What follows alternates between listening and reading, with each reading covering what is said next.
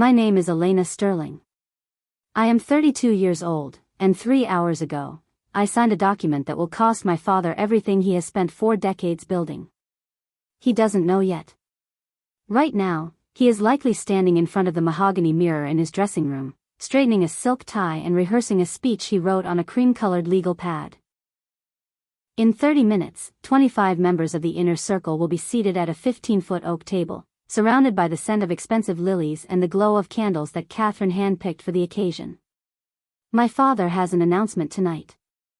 There is a gold leaf frame waiting on an easel. There will be champagne, tears of joy, and a declaration of legacy.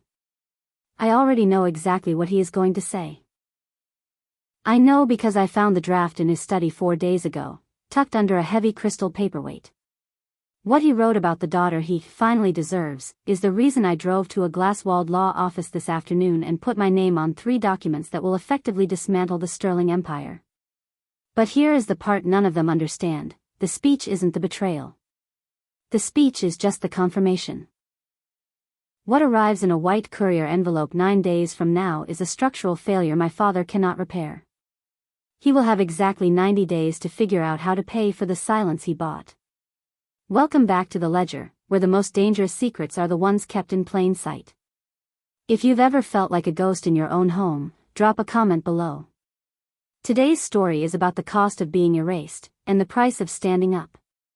Let's get into it. When I was 7 years old, my father took me to a skeleton of a skyscraper in the heart of the city. It was a Saturday morning, early enough that the fog still clung to the steel girders like a shroud.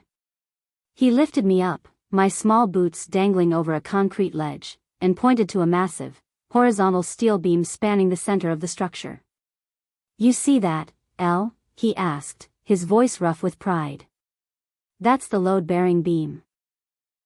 It doesn't look like much compared to the glass and the marble that's coming, but it's what holds the weight of the world.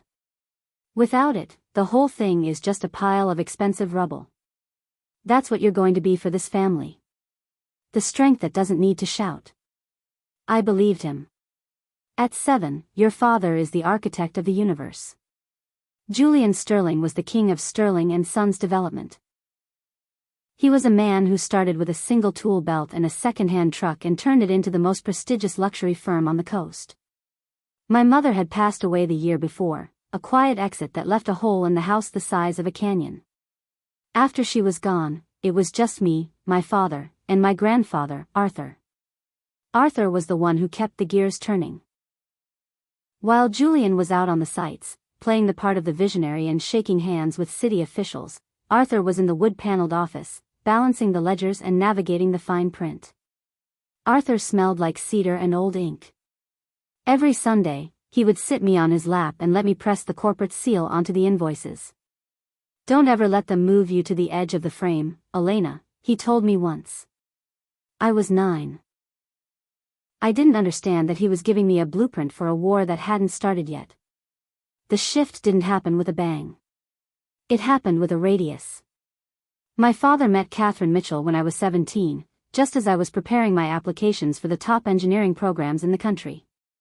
Catherine was polished, attentive, and moved with a grace that suggested she had never touched a day of hard work in her life. She brought her daughter, Chloe, who was 9 at the time.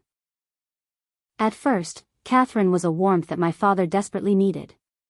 She filled the silence in the house with curated playlists and the scent of expensive vanilla. I didn't begrudge him that. I wanted him to be happy. But Catherine's warmth was a spotlight, not a sun. It only shone on what she wanted to grow. The first time I felt the light move was 3 months after the wedding. I came home from school to find a team of painters in the hallway. "Elena, honey," Catherine said, her smile perfectly straight but lacking any heat. "Chloe really needs a space that feels like hers to help her adjust. Would you mind terribly if we moved your things to the 3rd-floor suite? It has much better light for studying." My bedroom, the one with the height marks carved into the doorframe and the view of the old oak tree, became Chloe's playroom. My posters of bridge designs were replaced by lavender wallpaper and butterfly stickers. It was a small thing. A minor adjustment. But in architecture, if you shift the base an inch, the top moves a yard. The family photo on the mantel was next. The portrait of my mother and father on their wedding day was moved to the hallway, replaced by a new, professional shot of Julian, Catherine, Chloe, and me at a charity gala. In that photo, I was standing on the far right, half a step behind the others, my shoulder partially cut off by the heavy gold frame. By the next year, there was a new photo entirely. It featured the three of them in matching cream sweaters on a beach in the Hamptons. I wasn't in it. I was at a summer internship 3 states away. When I asked about it, Catherine just patted my hand. "Oh, Elena, you're so busy with your numbers and your steel. We didn't want to bother you with a silly photo shoot. I wanted to be a structural engineer because I wanted to be the beam my father promised I would be. I wanted to build things that could withstand the elements." But when it came time to pay for my final 2 years of university, Julian sat in his leather chair, rubbing his temple as if the very thought of my tuition was a migraine. "Engineering is a crowded field, he said, his eyes drifting to a drawing Chloe had made for him that sat on his desk. "Catherine and I were talking, maybe you should look into something more administrative? Something stable. We have to think about the long-term family budget. Chloe has her private school fees, and the firm is in a transition phase." I didn't argue. I didn't beg. I worked 3 jobs, took out maximum student loans, and lived on black coffee and grit. I graduated at the top of my class with $37,000 in debt and $0 from Sterling and Sons. My father showed up to the ceremony, sat in the 4th row with Catherine and Chloe, and left before the reception because they had a flight to catch for Chloe's dance competition. He hugged me, told me he was proud I figured it out, and disappeared into a black town car. The distance between us grew not through anger, but through a calculated omission. I would call on Sundays, and the conversations would last 6 minutes before Catherine would chime in the background about a dinner reservation or a show they were watching. I was a footnote in the story of their perfect life. I was the structural flaw they were trying to plaster over. But they forgot one thing: my grandfather Arthur was still in that house, sitting at his cedar desk, watching the shadows grow. He saw the photos change. He saw the invitations that were lost in the mail. And he knew that a house built on the exclusion of its own foundation cannot stand. Arthur died on a Tuesday in late autumn. He was found at his desk, his reading glasses still perched on his nose, a half-finished cup of tea beside him. The funeral was a massive affair. The elite of the city came to pay respects to the man who really built the skyline. Catherine spent the entire wake complaining about the seating chart, insisting that immediate family should be shielded from the public. By immediate, she meant herself and Chloe. She tried to move me to the 3rd row, but Aunt Patrice, my father's older sister, took my arm and sat me firmly in the front pew without saying a word. After the service, as the rain began to turn the cemetery into a gray blur, Arthur's longtime attorney, a man named Silas, pulled me aside. He was a quiet, sharp-eyed man who had seen 40 years of Sterling family secrets. He handed me a heavy, sealed envelope. "Your grandfather was a man of foresight, Elena," Silas said, his voice barely a whisper against the wind. "He knew that your father was a man who could build a tower but couldn't see the cracks in his own living room. Inside this envelope is a gift. It's a 40% stake in Sterling and Sons, held in a private trust that vests on your 30th birthday." I stared at him, the paper damp in my hand. "My father knows about this?" "He knows a trust exists," Silas replied, a grim smile touching his lips. "But he never read the operating agreement Arthur had me draft back in '99. He signed the update years ago without looking past the first 3 pages. He was too busy looking at the glossy brochures Catherine wanted for the new branding." Silas leaned in closer. "Clause 9.2, Elena. Remember that number. It's your seat at the table. And in this family, you're going to need it, because a storm is coming that a silk tie won't fix." I took that envelope home and locked it in a fireproof box. For 6 years, I said nothing. I watched from the sidelines as Chloe grew into a socialite who treated the family firm like her personal piggy bank. I watched Catherine transform my father into a man who valued the premium image over the structural integrity of his own blood. I built my own career at a rival firm, designing bridges and hospitals, proving I could hold the weight without his help. I waited. I waited for my 30th birthday. I waited for a sign that I was still a daughter, and not just a legal technicality. But as the date of the great summer gala approached, I realized the seat at the table wasn't going to be given to me. It was going to have to be bought with the very legacy they were trying to steal. And then, 4 days ago, I walked into my father's study to find him gone, but his laptop open, revealing a group chat that changed the arithmetic of my mercy forever. The image on the screen was a snapshot of a life I wasn't invited to live. It was a group chat titled The Sterling Trio. My father, Catherine, and Chloe. No one else. I stood in the silence of my father's study, the air smelling of expensive tobacco and the ghost of my grandfather's cedar, and I scrolled through months of digital erasure. It was a digital morgue of my relationship with my father. There were photos of Christmas mornings I was told were low-key, shots of Mediterranean vacations I didn't know they took, and jokes about the engineer being too rigid for their lifestyle. But the message from that morning was the one that stopped my breath. It was from Catherine. The accountant confirmed the paperwork is ready.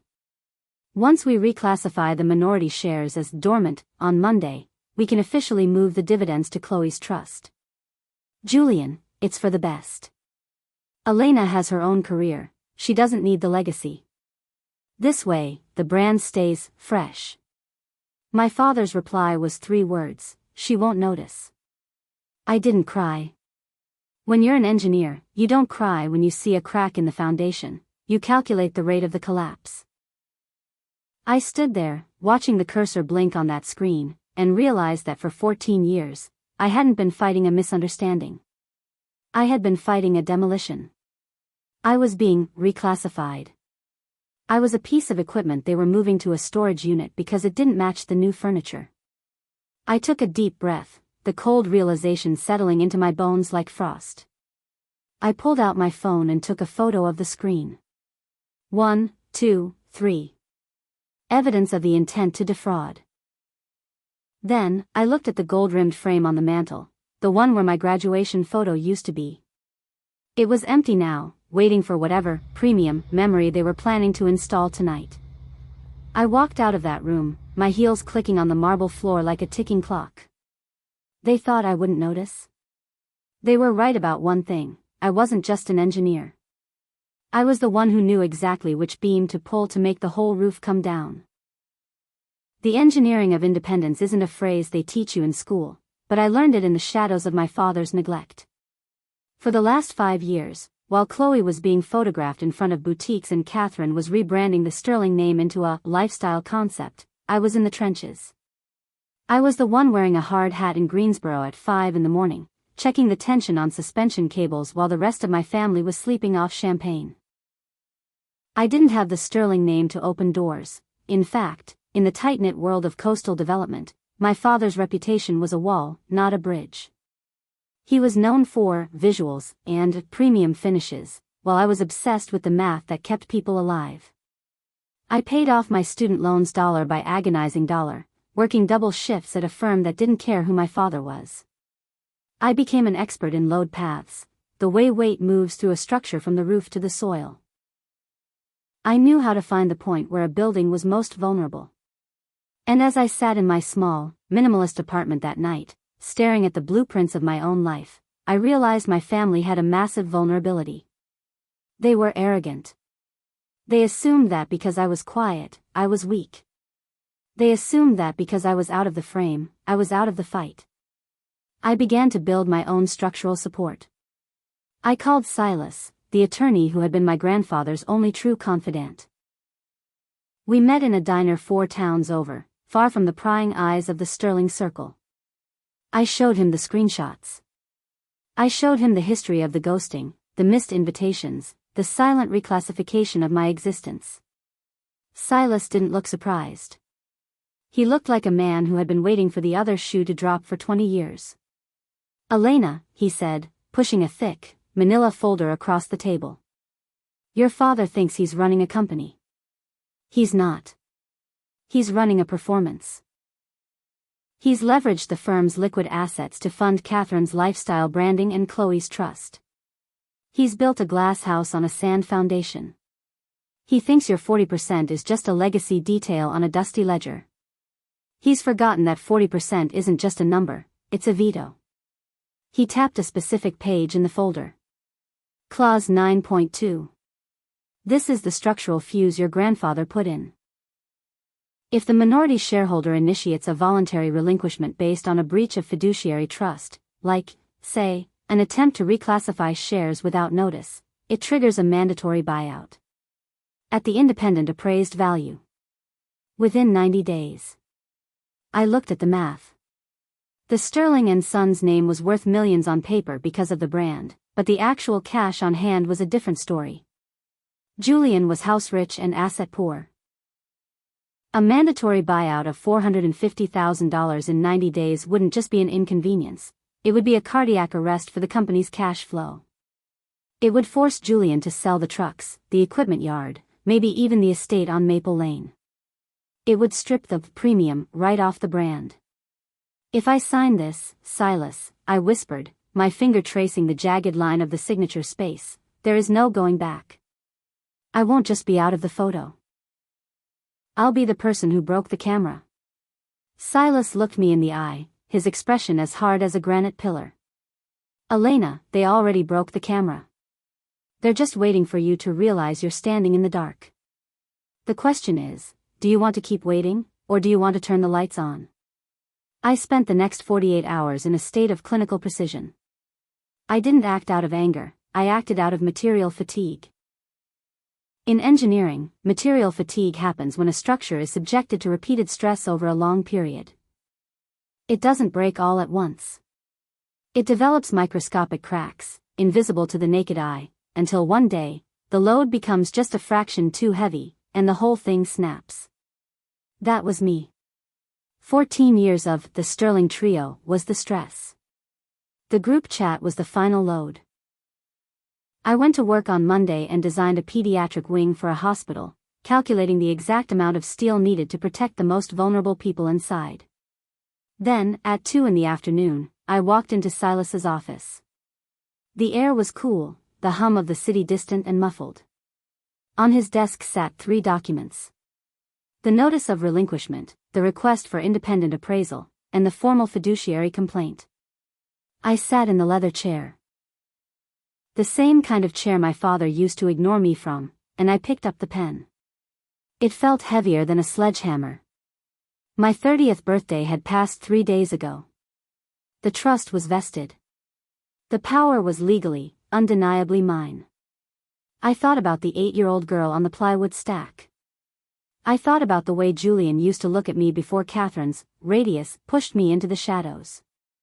I waited for a feeling of hesitation, a flicker of daughterly guilt. But all I felt was the arithmetic of betrayal. If I stayed, they would erase me and give my legacy to Chloe, a girl who didn't know the difference between a load-bearing wall and a curtain. If I left, I would take the value my grandfather intended for me and leave them with the bill for their own arrogance. I signed my name. Elena Sterling. The ink was dark and permanent. Silas picked up the documents, his face unreadable. The 90-day clock starts the moment your father receives notice, he said. I can hold the filing for 48 hours, Elena. It's the shred window. If you change your mind, if Julian reaches out, if he makes it right, we can destroy these. After that, the law doesn't care about family dinners. I walked out of the office and into the bright, unforgiving sunlight of the afternoon. My phone buzzed in my purse. It was a text from my father. My heart skipped. Was this it? Had he realized? Had he felt the shift in the atmosphere? I pulled the phone out with trembling fingers. Hi Elena. Catherine mentioned you might be coming to the gala tonight. Just a reminder to use the side entrance so the catering staff doesn't get confused with the guests arriving at the front. Also, could you bring that old project file of Arthur's? Chloe wants to look at the vintage aesthetics for her new social media campaign. See you tonight. I stood on the sidewalk, the city moving around me in a blur of noise and color. He didn't want a daughter. He wanted a courier. He didn't want an engineer. He wanted a prop for Chloe's aesthetic. I looked back at the glass doors of Silas's office, then down at the phone in my hand. I didn't reply. I didn't need to. I had 48 hours until the shred window closed, and I was going to that dinner. Not to be a ghost, and not to be a prop. I was going to see if, for 1 second, my father would look at the structure he had built and realize it was missing the only beam that mattered. But as I pulled into the driveway of the Maple Lane estate that evening, I saw something that made the shred window feel like a luxury I could no longer afford. What I saw through the wrought iron gates of the estate wasn't just a party, it was a coronation. A massive white SUV, one I didn't recognize, was parked in the center of the circular drive, adorned with a massive silk ribbon. A gift for Chloe. It stood there like a monument to the dividends my father claimed were dormant. I sat in my car, the engine idling, and watched the valet park a line of European sedans. The house, the one Arthur built with honest timber and sweat, was draped in thousands of fairy lights, shimmering like a mirage. It looked premium. It looked branded. It looked like a place where someone like me, someone who understood the grit beneath the gold leaf, was an unwanted guest. I checked my watch. 6:14 p.m. The shred window had 44 hours left. I could still turn the car around. I could still call Silas and tell him to burn the documents. I could go back to my quiet life of blueprints and bridges and let them have their theater. But then I remembered the text. The side entrance. My father wasn't just asking me to be invisible, he was ordering it. I didn't use the side entrance. I walked straight up the limestone steps to the front door, my heels striking the stone with a rhythmic, metallic finality. The foyer was a sea of silk and expensive cologne. Catherine was there, draped in a gown that probably cost more than my first 2 years of college, holding a glass of vintage champagne. She saw me, and for a split second, the premium mask slipped. Her eyes flicked to the front door, then back to me, a flash of annoyance suppressed by years of social training. "Elena," she said, her voice a practiced melody of forced inclusion. "You're early. And you came through the front.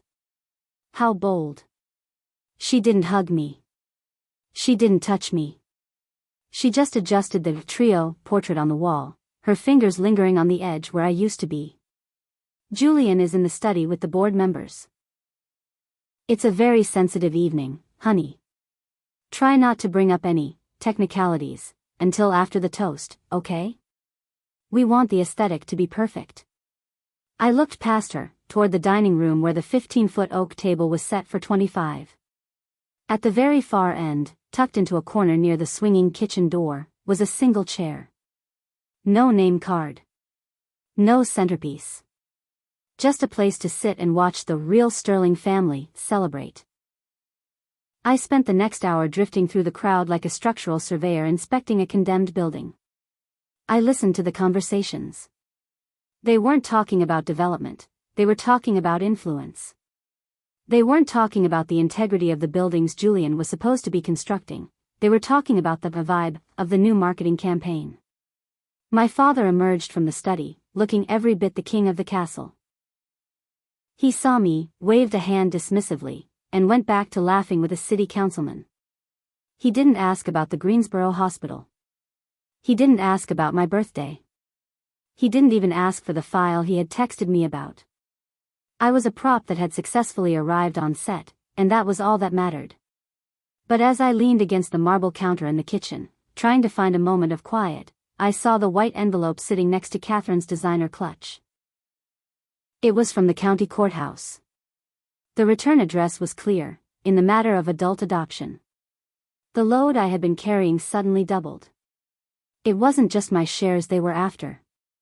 They were legally replacing the only thing I had left, my name. Clause 9.2 wasn't just a legal loophole, it was Arthur's final lesson in accountability.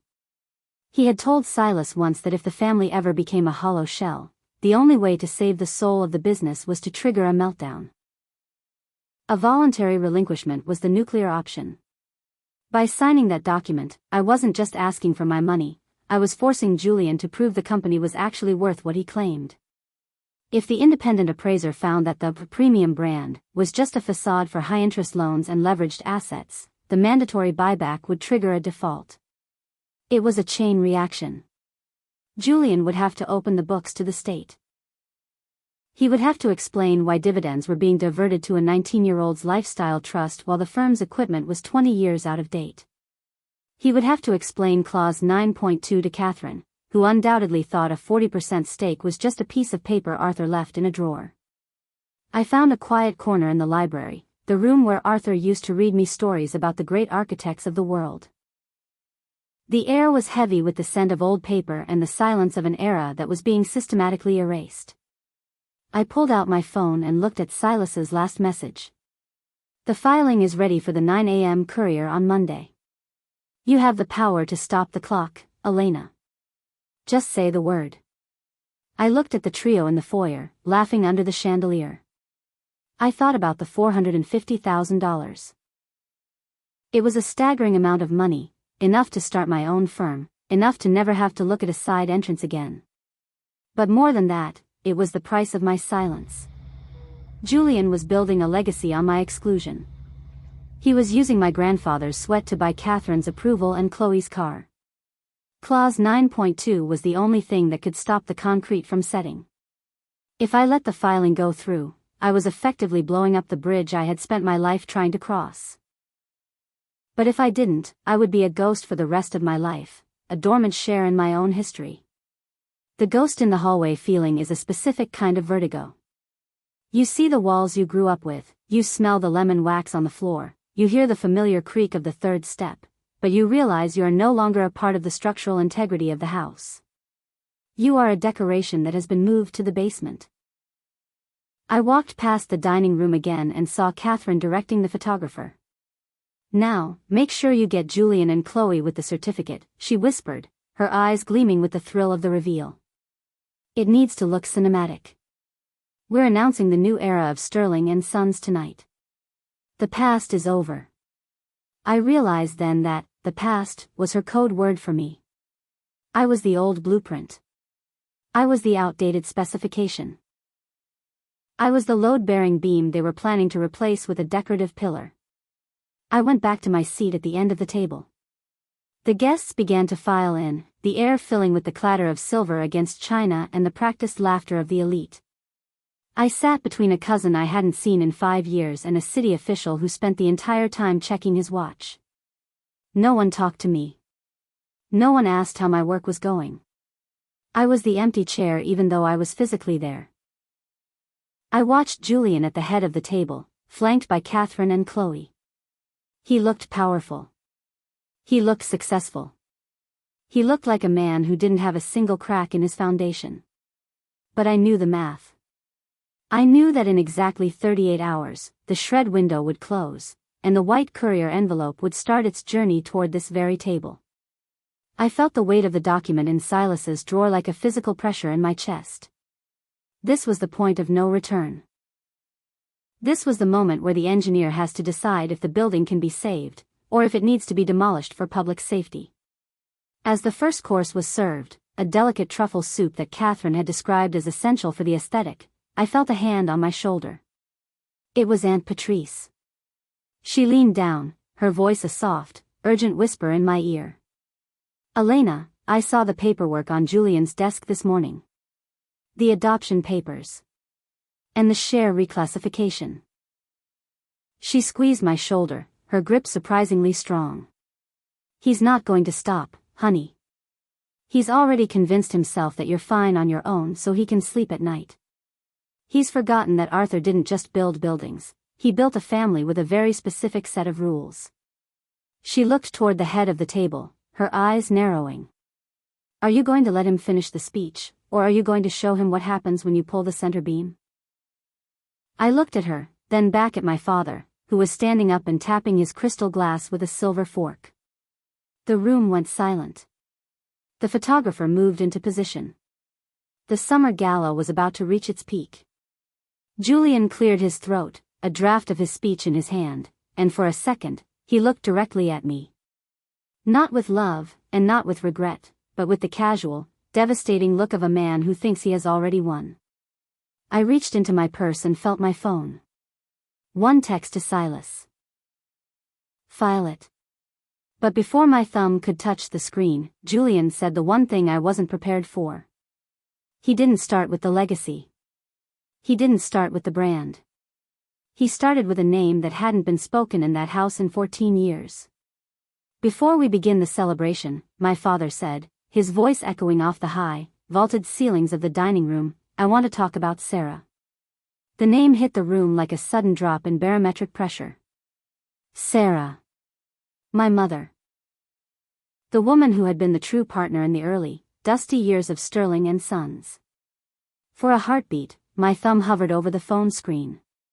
My heart hammered against my ribs. Was I wrong? Was this the moment the structure corrected itself?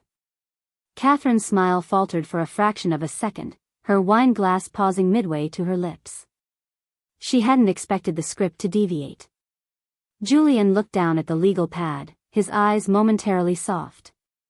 Sarah believed in foundations, he continued. She believed that if you built something right, it would last forever. He looked up, scanned the room, and for a fleeting second, his gaze passed over me. I waited for the recognition. I waited for the shred window to be justified. But his eyes didn't stop. They moved past the end of the table, past the empty chair, and landed on Chloe. And that's why, Julian said, his voice regaining its practiced, booming confidence, I know she would be so proud of the new foundation we are finalizing tonight. He didn't mention my mother again. He used her name as a bridge to get to his real point. He used her memory as an emotional lubricant to ease the crowd into the announcement of my replacement. The final choice wasn't a struggle between two paths, it was the realization that only one path still existed. I looked at the phone. My thumb didn't tremble this time. I swiped, opened the message to Silas, and typed 2 words, file it. I didn't wait for a reply. I placed the phone face down on the silk tablecloth. The weight in my chest didn't vanish, but it shifted. It became the steady, cold weight of a load-bearing wall. The 48-hour window was closed. The arithmetic was set. Now, all that was left was to sit in the debris of my own family and watch the gala reach its choreographed, devastating conclusion. The atmosphere in the room shifted from celebratory to reverent, a staged solemnity that only the truly wealthy can perform. Julian stood at the head of the table, the gold leaf frame glinting behind him like a halo. This was the gala of masks. To the guests, it looked like a beautiful evening of legacy and love. To the cousins and board members, it was a display of sterling stability. But to me, sitting in the corner by the kitchen door, it was a crime scene. I watched Catherine lean toward Chloe, whispering something that made the younger girl giggle and tuck a strand of blonde hair behind her ear. They were the architects now. I was just the surveyor, noting the hairline fractures in the way Julian gripped his glass, the slight tremor in his hand that suggested he knew, deep down, that the premium brand was a hollow shell. Course after course arrived, seared scallops, rack of lamb, wines that cost more than my monthly mortgage. I ate methodically, the food tasting like ash. I watched the inner circle toast to the future. They were toasting to a void. They were toasting to a company that, in exactly 9 days, would be served with a demand for $450,000 that it didn't have. I looked at Aunt Patrice. She was the only one not drinking. She was watching Julian with a look of profound, quiet mourning. She knew that once the shred window closed, there was no way to unsign the documents. She knew that the man standing at the head of the table was about to become the victim of his own exclusion. To Julian, someone shouted from the middle of the table. To the man who builds the skyline. Julian beamed, the candlelight reflecting in his eyes. He looked invincible. He looked like a man who could never be touched by something as small and technical as a minority shareholder's rights. He had forgotten the primary rule of engineering. The smallest bolt, if sheared, can bring down the largest bridge. The room went dark, save for the candles and a single, dramatic spotlight focused on the easel. This was the emotional peak. Catherine stood up, her gown shimmering like liquid silver. "Tonight," she said, her voice dropping to a theatrical, intimate whisper, "is about more than business. It's about the heart of Sterling and Sons. It's about recognizing the person who has brought light back into this home and purpose back into Julian's life." She turned to Chloe, who looked appropriately modest and radiant. "Family isn't just about the blood in your veins, it's about the loyalty in your soul." I felt the eyes of a few cousins flick toward me, pity, discomfort, curiosity. I didn't look back. I kept my eyes on Julian. He stepped toward the easel and pulled away the velvet cloth. There it was. The gold-framed adoption certificate, already signed by the judge, waiting only for his public signature to make it official for the cameras. "Megan Elizabeth Mitchell," Julian said, using the name Catherine had chosen for Chloe's new legal identity, "from this moment on, you are a Sterling. You are the daughter I always deserved." The room erupted. People stood up, clapping, some even cheering. The photographer's flash began to fire, flash, flash, flash, capturing the Sterling trio as they embraced over the gold frame. Julian spoke for another 4 minutes. He talked about the new era. He talked about Chloe's vision for the brand. He mentioned family 42 times. He said Chloe's name 15 times. He said Catherine's name 6 times. He said his own father's name once. He didn't say my name. Not even as an afterthought. Not even as an, "and of course, Elena is here too." I was the empty chair realized. I was the ghost in the hallway, finally exorcised from the ledger. I sat there, perfectly still, as the people around me celebrated my legal and emotional execution. I looked at the mantel where my mother's photo used to be, where my graduation photo used to be, and where the new foundation now sat. I felt a strange, cold peace. The load had been transferred. I wasn't the load-bearing beam anymore. The contract was. And as Julian picked up a fountain pen to sign the certificate in front of the flashing cameras, Catherine leaned over and whispered something into his ear that made him stop, his pen hovering just inches above the paper, his eyes suddenly darting toward the end of the table with a look of dawning, panicked realization. The spotlight was too bright. It caught the sweat beginning to bead on my father's forehead as Catherine's whisper took hold. She had seen it. Or perhaps she had finally sensed it. My phone, lying face down on the silk, had buzzed with a confirmation from Silas just as the room went silent for the signature.